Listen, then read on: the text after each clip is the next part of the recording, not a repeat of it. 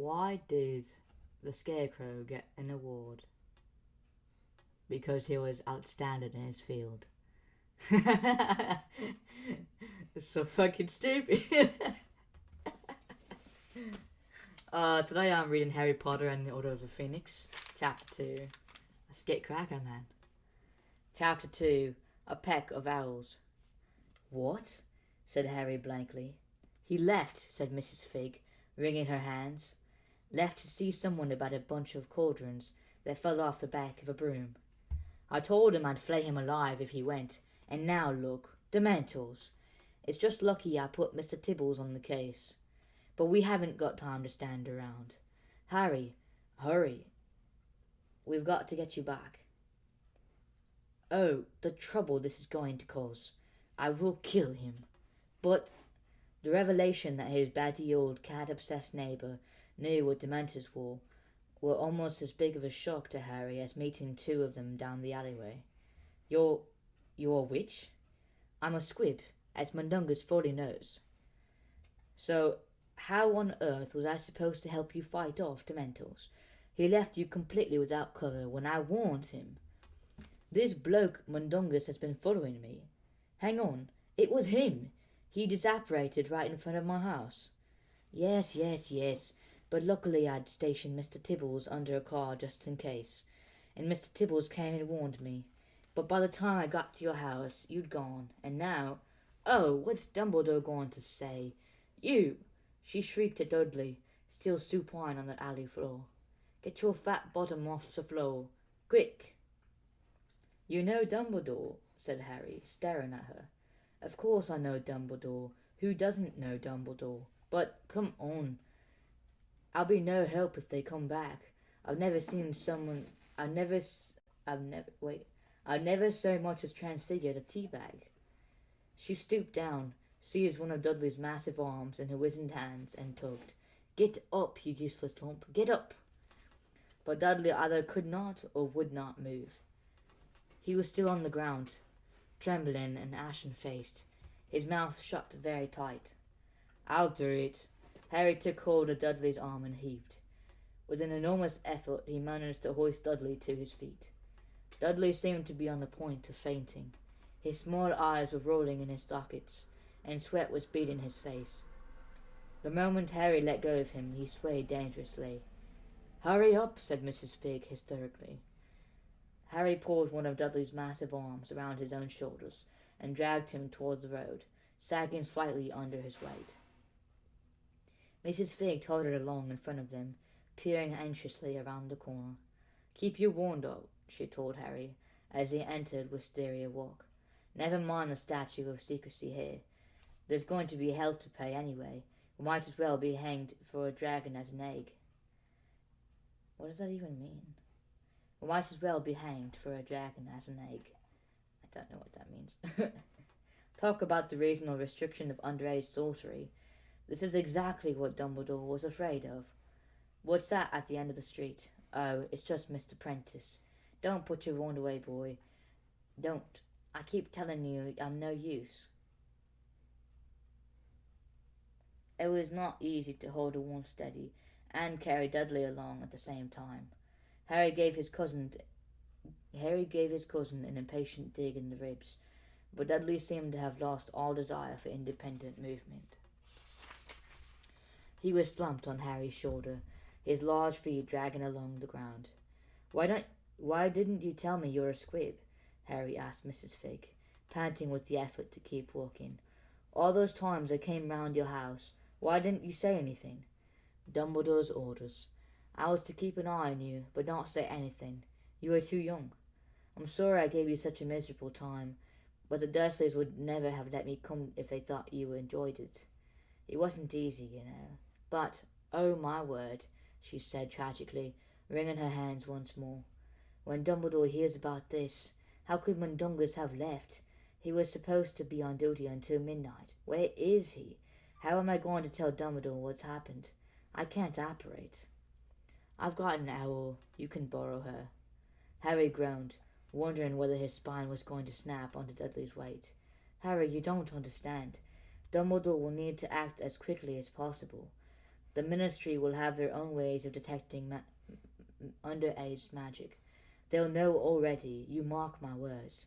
But I was getting rid of Dementors. I had to use magic. They're going to be worried what Dementors... They're going to be more worried that Dementors are floating around Wisteria Walk, surely. Oh, my dear, I wish it was so, but I'm afraid. Mundungus Fletcher, I'm going to kill you. That's all in caps, by the way, but I have a roommate, so I'm not finna yell that shit out loud. Eros, calm down, goddamn. That's my dog. I know you can hear him scratching and shit in the background, but yeah. Shut up. Can you stop? This motherfucker. Okay. There was a loud crack, and a strong smell of mingled drink and stale tobacco filled the air as a squat, unshaven man in a tattered overcoat materialized right in front of them. He had short bandy legs, long straggly ginger hair, and a bloodshot baggy eyes. What the fuck are baggy eyes? That gave him the doleful look of a basset hound. He was also clutching a silvery bundle that Harry recognized at once as an invisibility cloak. "Sup, Figgy?" he said, staring at Mrs. Fig, to Harry and Dudley. "What happened to staying undercover?"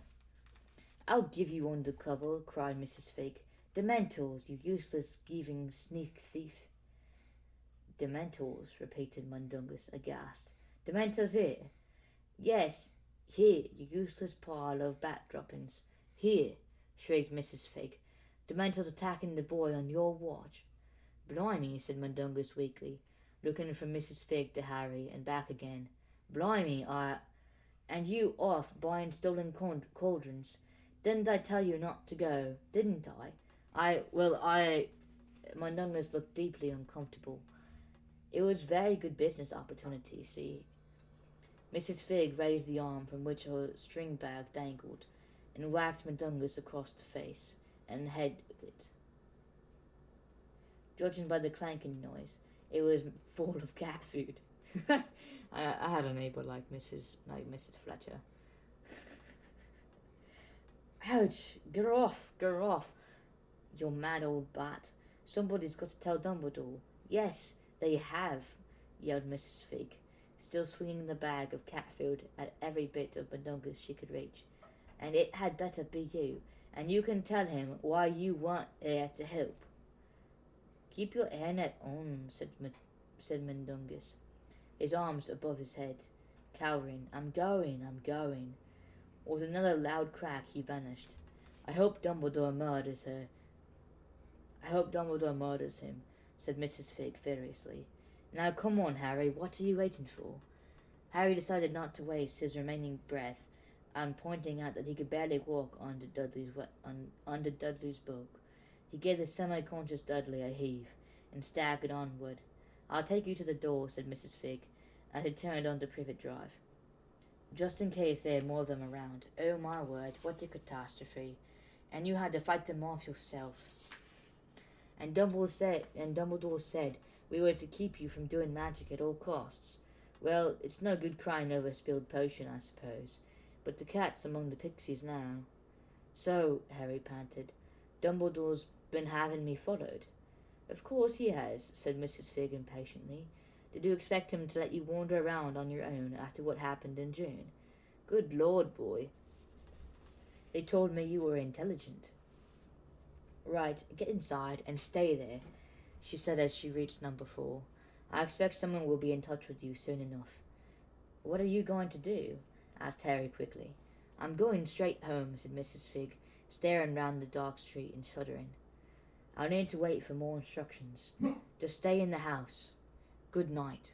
Hang on, don't go yet. I want to know...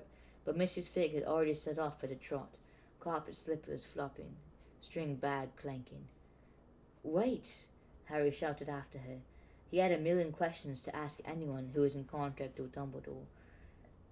But within seconds, Mrs. Fig was swallowed by the darkness. Harry scowled, readjusting Dudley on his shoulder, and made his slow, painful walk up number 4's garden path. The hall light was on. Harry stuck his wand back inside the waistband of his jeans, rang the bell, and watched Aunt Petunia's outline grow larger and larger, oddly distorted by the rippling glass in the front door. Diddy! About time too. I was getting quite Diddy! What's the matter? Harry looked sideways at Dudley, and ducked out from under his arm just in time. Dudley swayed for a moment on the spot, his face pale green. Then he opened his mouth at last, and vomited all over the doormat. Diddy! Diddy, what's wrong with you? Vernon!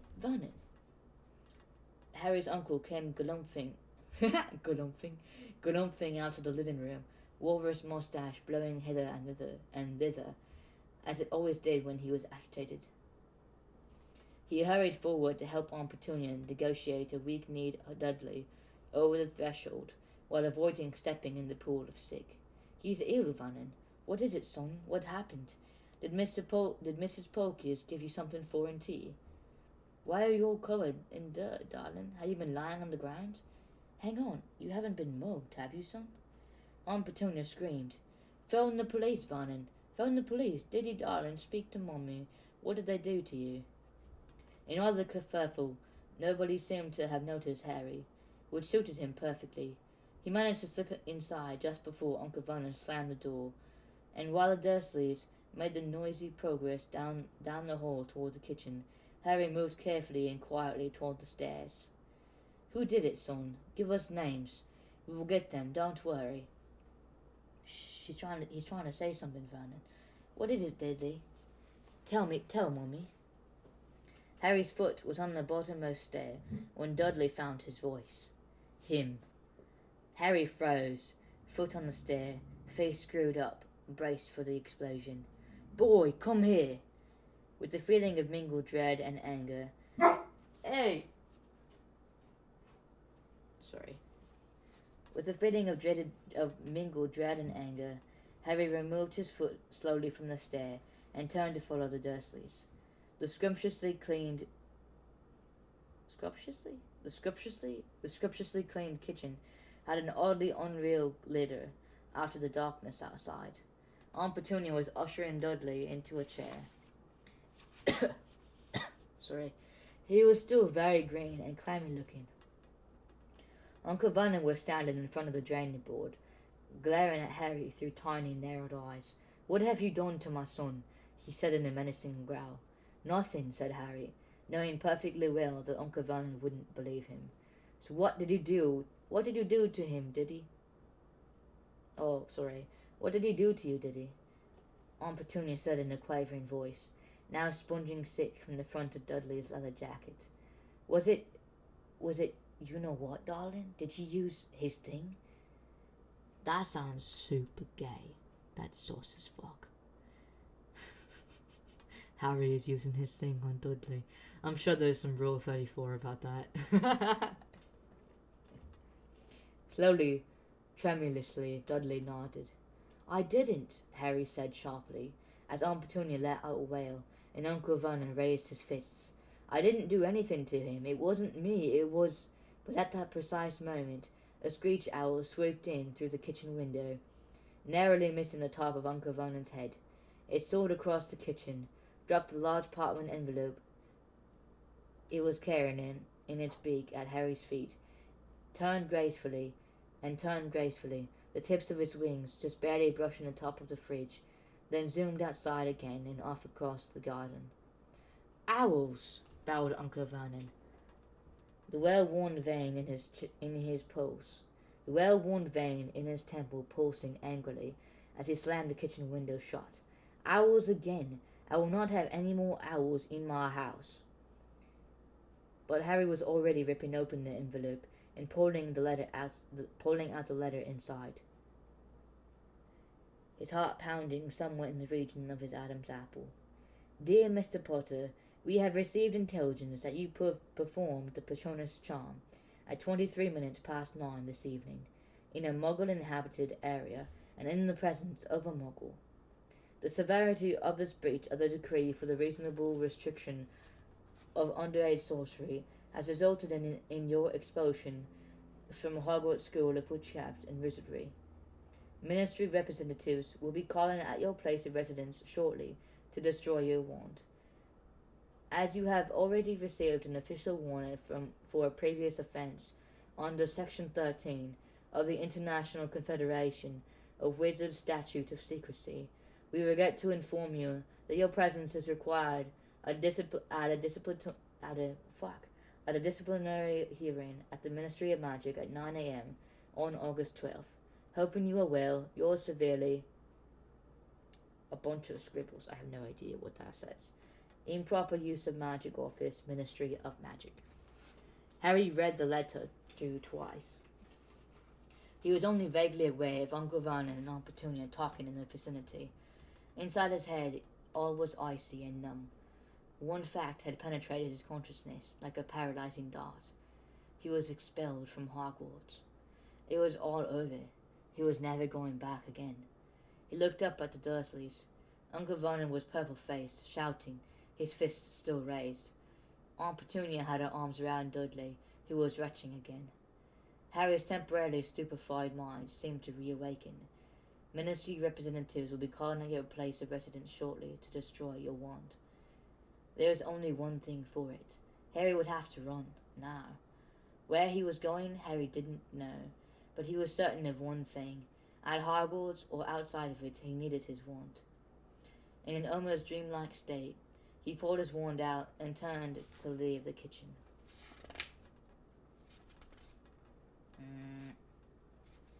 There we go. Pages are all crinkled together and shit. Where do you think you're going? Yelled Uncle Vernon. When Harry didn't reply, he pounded across the kitchen to block the doorway into the hall. I haven't finished with you, boy. Get out of my way, said Harry quietly. You're going to stay here and explain how my son... If you don't get out of the way, I'm going to jinx you, said Harry, raising the wand. You can't pull that one on me, snarled Uncle Vernon. I know you're not allowed to use it outside that madhouse you call a school. The madhouse has chucked me out, said Harry, so I can do whatever I like. You've got 3 seconds. 1, 2... A resounding crack filled the kitchen. Aunt Petunia screamed, Uncle Vernon yelled and ducked, but for the 3rd time that night, Harry was staring for the source of the disturbance he had not made. He spotted it at once. A dazed and ruffled-looking barn owl was sitting outside on the kitchen sill, having just collided with the open doorway, with the closed window. My bad. Ignoring Uncle Vernon's anguished yell of owls, Harry crossed the room at a run and wrenched the window open again. The owl stuck out its leg, to which a small roll of parchment was tied, shook its feathers, and took off the moment Harry pulled the letter off. Hands shaking, Harry unfurled the second message, which was written very hastily and blotchily in black ink. Harry, Dumbledore's just arrived at the Ministry, and he's trying to sort it all out. Do not leave your aunt and uncle's house. Do not do any more magic. Do not surrender your wand. Arthur Weasley. Dumbledore was trying to sort it all out. What did that mean? How much power did Dumbledore have to override the Ministry of Magic? Was there a chance he might be allowed back at Hogwarts then? A small shoot of hope burgeoned in Harry's chest, almost immediately strangled by panic. How was he supposed to refuse to surrender his wand without doing magic? He'd have to deal with the Ministry representatives, and even if he did that, he'd be lucky to escape Azkaban, let alone expulsion. This child just compared Azkaban to being expelled from school.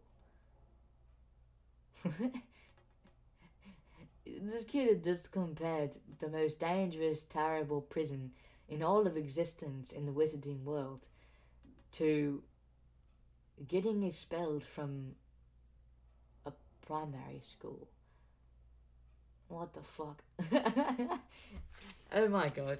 Harry is so dramatic. Like, he has other things to worry about, I guess. But, oh my god, that's so stupid. Excuse me. Okay. What is he saying? Okay, his mind was racing. He could run for it and risk being captured by the Ministry, or stay put and wait for them to find him here. He was much more tempted by the former course, but he knew that Mr. Weasley had his best interests at heart. And after all, Dumbledore had sorted out much worse than this before. Right, Harry said. I've changed my mind. I'm staying. He flung himself down at the kitchen table and faced Dudley and Aunt Petunia. The Dursleys appeared taken aback at his abrupt change of mind. Aunt Petunia glanced despairingly at Uncle Vernon. The vein in Uncle Vernon's purple temple was throbbing worse than ever. Who are all these ruddy owls from? He growled. The first one is from the Ministry of Magic, expelling me, said Harry calmly.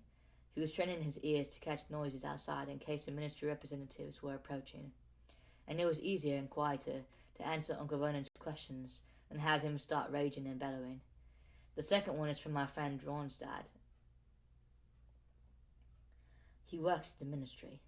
The Ministry of Magic, bellowed Uncle Vernon. People like you in government. Oh, that explains everything. Everything. No wonder the country has gone to dogs. When Harry didn't respond, Uncle Vernon glared at him, then spat. Why have you been expelled? Because I did magic. Aha! Roared Uncle Vernon, slamming his fist down on the top of the fridge, which sprang open. Several of Dudley's low-fat snacks toppled out and burst on the floor. So you admit it. What did you do to Dudley? Nothing, said Harry, slightly less calmly. That wasn't me.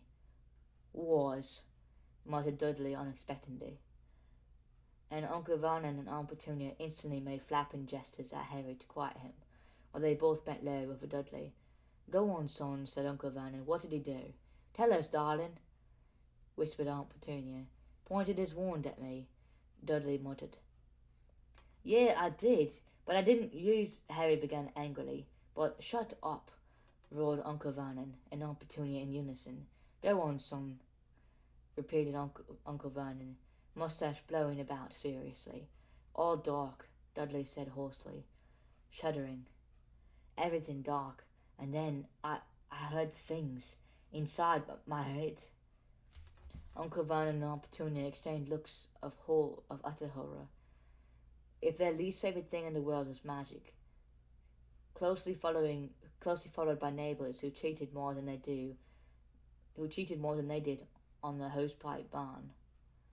People who heard voices were definitely in the bottom 10. They obviously thought Dudley was losing his mind. What sorts of things did you hear, Popkin? Breathed Aunt Petunia, very white-faced and with tears in her eyes. But Dudley seemed incapable of saying.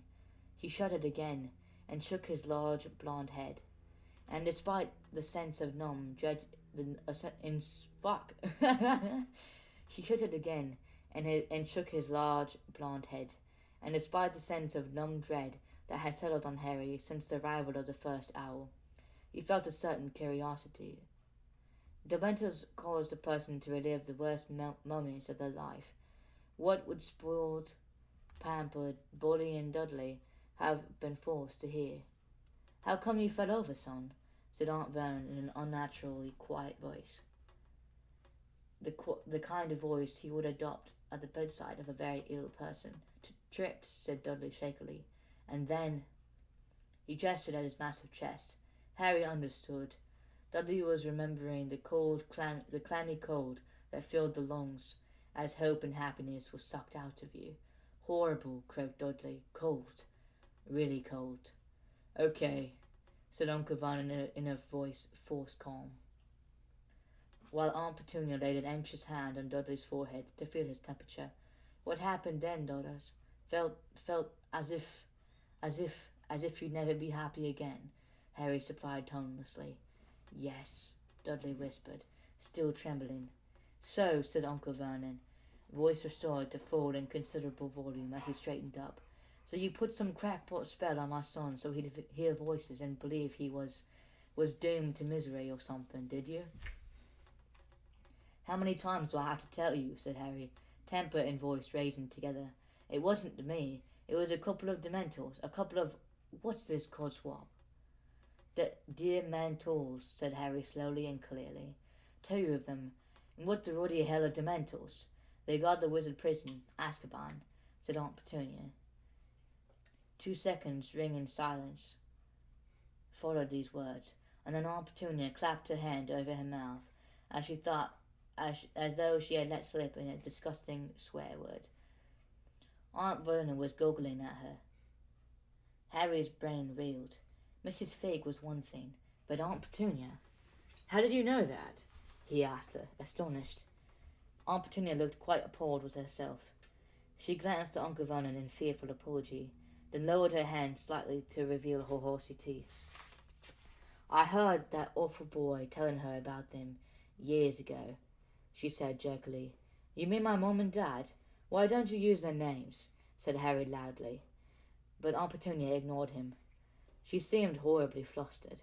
Harry was stunned, except for one outburst years ago, in the course of which Aunt Petunia had screamed that Harry's mother had been a freak. He had never heard her mention her sister.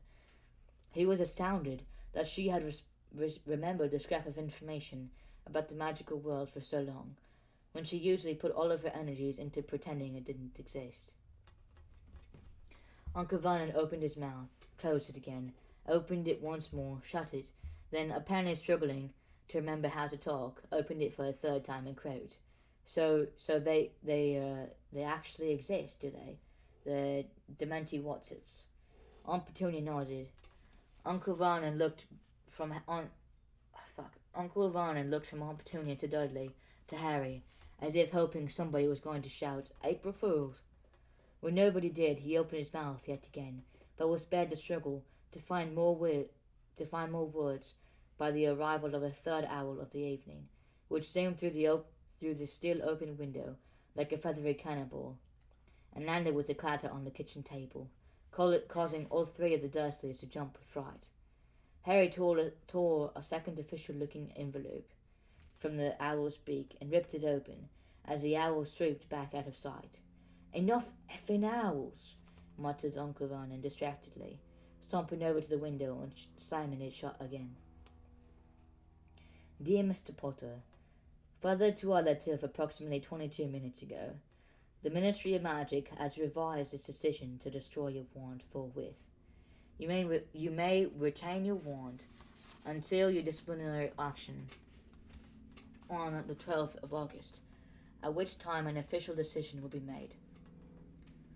Following discussions with the headmaster of Hogwarts School of Witchcraft and Wizardry, the Ministry has agreed that the question of your expulsion would also be decided at that time. You should therefore consider yourself suspended from the school pending further inquiries. With best wishes, yours sincerely," bunch of more scribbles, "Improper use of magic office, Ministry of Magic." Harry read this letter through 3 times in quick succession. The miserable knot in his chest loosened slightly at the thought that he was definitely not expelled.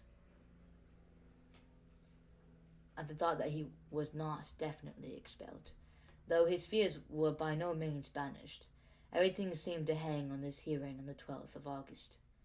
"Well," said Uncle Vernon, recalling Harry to his surroundings, "what now? Have they sentenced you anything else?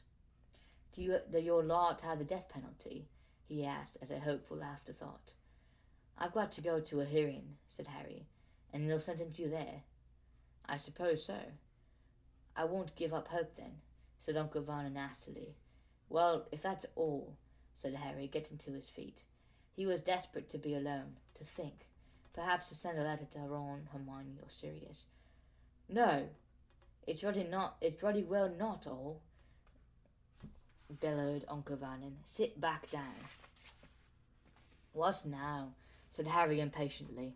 "Dudley," roared Uncle Vernon, "I want to know exactly what happened to my son."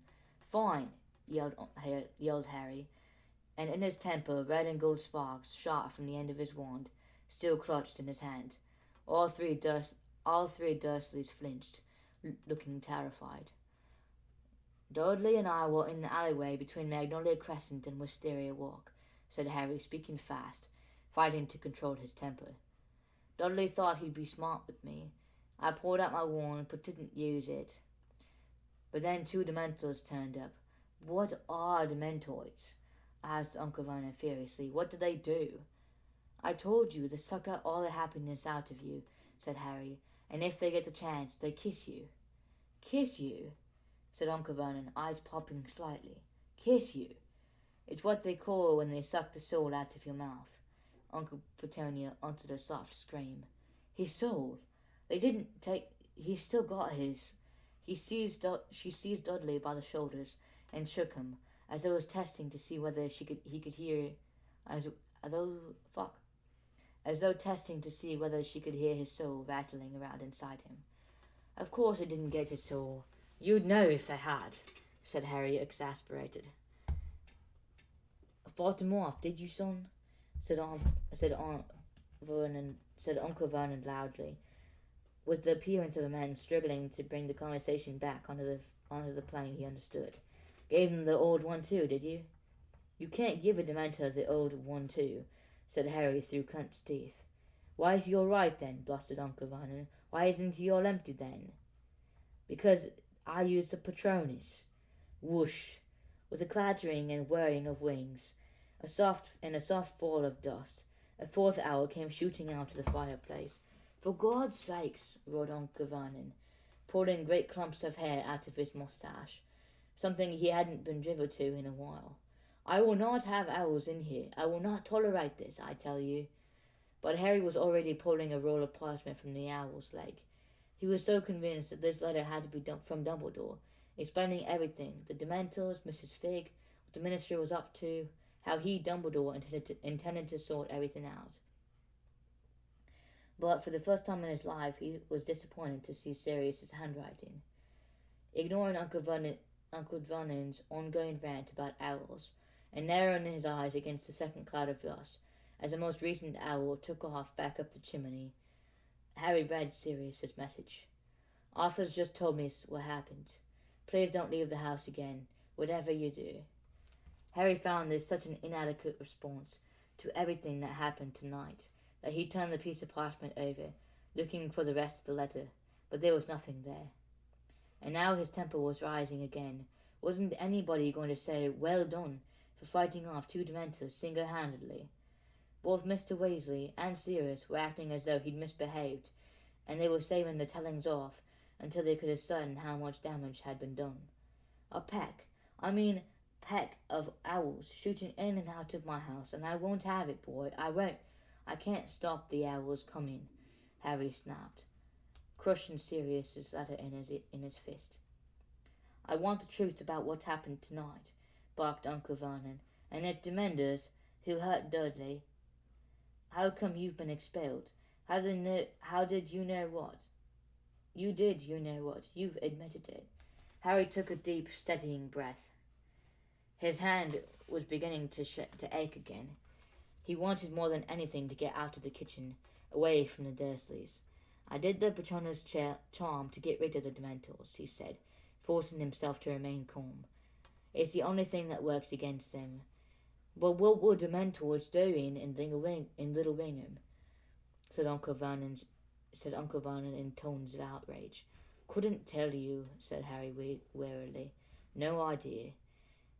His head was pounding in the glare of the strip lighting now. His anger was ebbing away. He felt drained, exhausted. The Dursleys were all staring at him. "It's you," said Uncle Vernon forcefully. "It's got something to do with you, boy. I know it. Why else would they turn up here? Why else would they be down that alleyway? You've got to be the only... Evidently he couldn't bring himself to say the word wizard. "The only you-know-what for miles. I don't know I don't know why they were here." But at these words of Uncle Vernon's, Harry's exhausted brain ground back into action. Why had the Dementors come to Little Wingham? How could it be a coincidence that they had arrived in the alleyway where Harry was? Had they been sent? Had the Ministry of Magic lost control of the Dementors?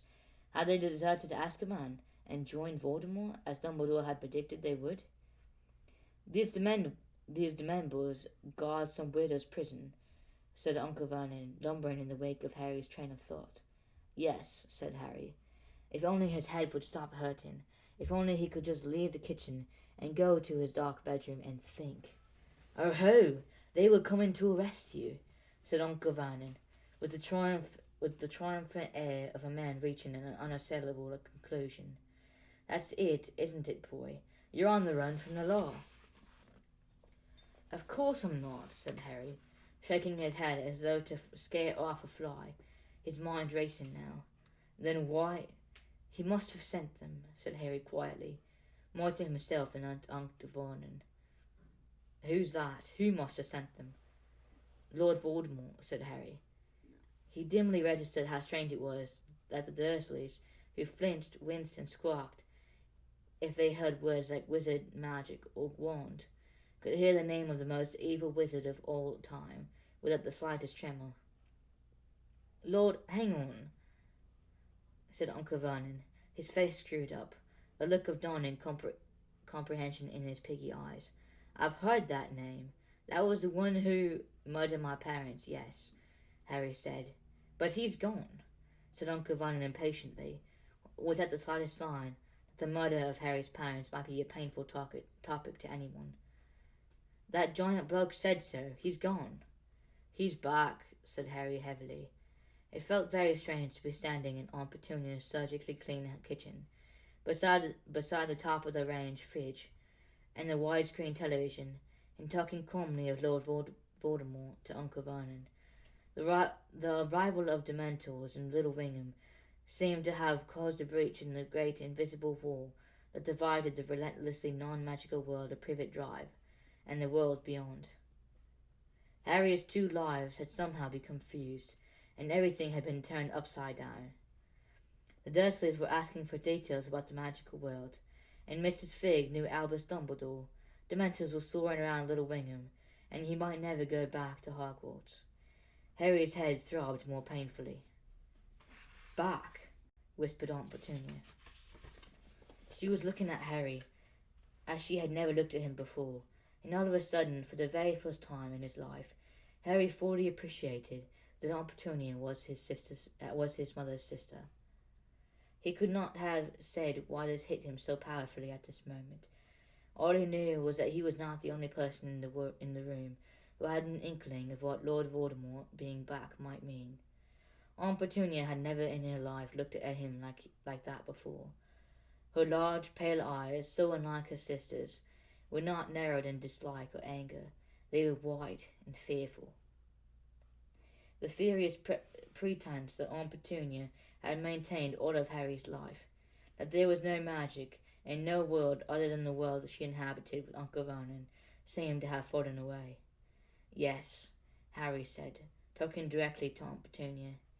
"Now, he came back a month ago. I saw him." Her hands found Dudley's massive, leather-clad shoulders and clutched them. "Hang on," said Uncle Vernon, looking from his wife to Harry and back again, apparently dazed and confused by the unprecedented understanding that seemed to have sprung up between them. "Hang on. This Lord Voldy thing is back, you say?" "Yes." "The one who murdered your parents?" "Yes. And now he's sending dismembers after you?"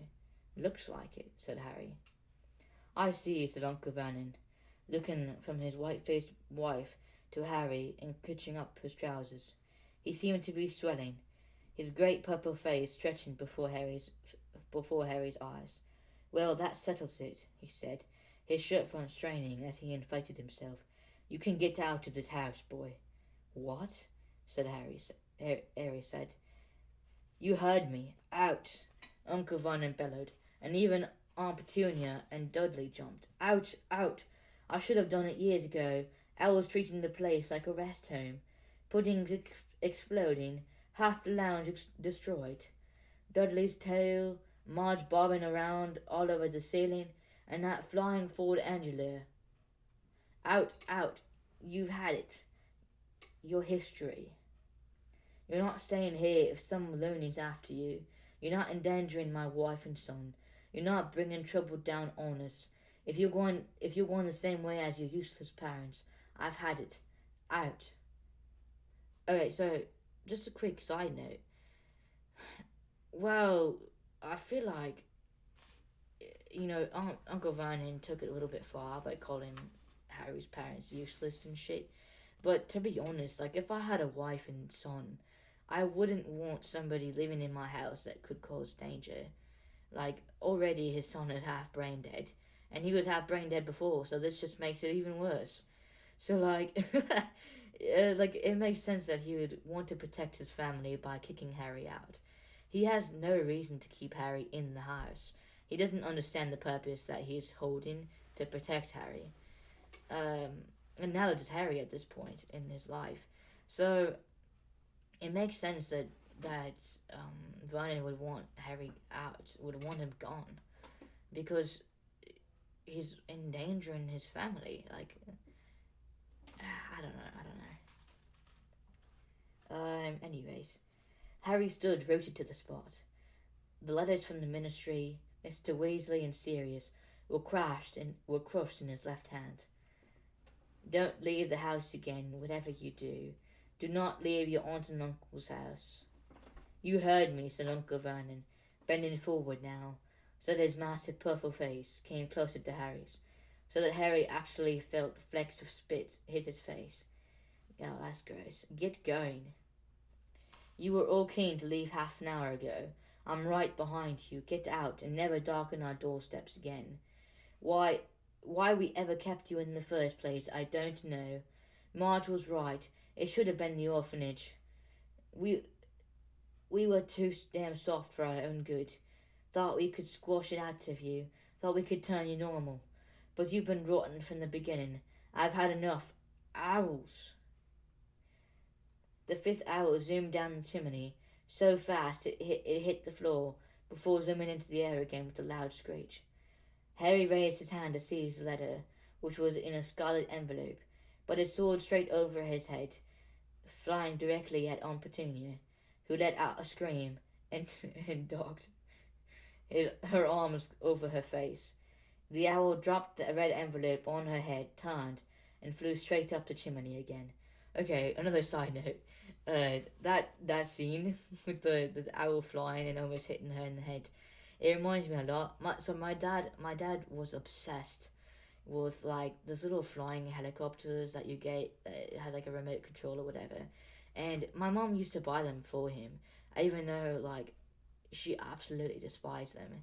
So one time he was fucking around with it inside, sitting in his chair, just drying around and shit, and he lost control of the RC, and the the remote went flying, and the helicopter just went absolutely nutters, and the blades just started spinning even faster, and all of a sudden my mom came out with the cake for it was my dad's birthday, so my mom came out with the cake for his birthday, and the helicopter, which was out of control, flew down and whacked my mum in the head. And she freaked out. She thought it was like a massive bug or something. And the cake went up in the air, fucking splattered all over our carpet. Our dog went absolutely crazy because he's like, oh shit. Oh shit, there's cake on the floor. Fuck yeah. And it was just absolutely crazy. But yeah, this just reminds me of that. Aunt Petunia ducking down, trying to avoid the owl. I don't know. It's not relevant at all. Anyways, Harry darted forward to pick up the letter, but Aunt Petunia beat him to it. You can open it if you like, said Harry, but I'll hear what it says anyway. That's a howler. Let go of it, Petunia, roared Uncle Vernon. Don't touch it. It could be dangerous. It's addressed to me, said Aunt Petunia in a shaky voice. It's addressed to me. Vernon, look. Mrs. Petunia Dursley, the kitchen, number 4, Privet Drive. She caught her breath, horrified. The red envelope had begun to smoke. Open it, Harry urged. Get it over with. It'll happen anyway. No. Aunt Petunia's hand was trembling. She looked wildly around the kitchen as though looking for an escape route. But too late. The envelope burst into flames. Aunt Petunia screamed and dropped it. An awful voice filled the kitchen, echoing in the confined space, issuing from the burning letter on the table. Remember my last, Petunia. Aunt Petunia looked as though she might faint. She sank into the chair beside Dudley, her face in her hands. The remains of the envelope smouldering in ash in the silence. "What is this?" Uncle Vernon said hoarsely. "What? I don't—" "Petunia." Aunt Petunia said nothing. Dudley was staring stupidly at his mother, his mouth hanging open. The silence spiraled horribly. Harry was watching his aunt, utterly bewildered, his head throbbing fit to burst. "Petunia, dear," said Uncle Vernon timidly. "Petunia?" She raised her head. She was still trembling. She swallowed. The boy would have to stay, Vernon," she said weakly. What? "He stays," she said. She was not looking at Harry. She got to her feet again. "But Petunia, if we throw him out, the neighbours will talk," she said. She was regaining her usual brisk, snappish manner rapidly, though she was still very pale. "They'll ask awkward questions. They want to know where he's gone. We'll have to keep him." Uncle Vernon was deflating like an old tire. "But Petunia, dear—" Aunt Petunia ignored him. She turned to Harry. "You're to stay in your room," she said. "You're not to leave the house. Now get to bed." Harry didn't move. Who was it howled from? "Don't ask questions," Aunt Petunia snapped. "Are you in touch with wizards? I told you to get to bed. What did it mean? Remember the last what? Go to bed. How come you heard your aunt? Now go to bed." Okay, so that was chapter 2, A Peck of Owls. So, yeah, that was very long, almost 50 minutes of recording. This was a 21-page chapter, mate. 21 pages. I understand why this book is like 800 pages long.